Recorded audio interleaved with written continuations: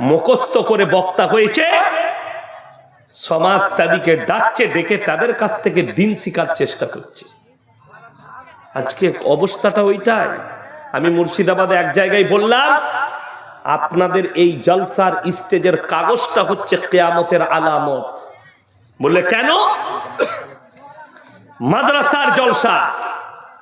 একটা মূর্খ যে জীবনে মাদ্রাসায় মুখ দেখেনি, একটা ইবারত পড়তে পারবে না, আরবি কোরআন শুদ্ধ পড়তে পারবে না, সে হচ্ছে প্রধান বক্তা, আর যতগুলো মৌলবি আছে তারা সব নিচে।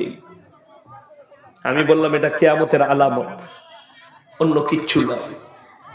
আলেমরা বস থাকবে আর মূর্খরা সমাজকে দিন বুঝাবে।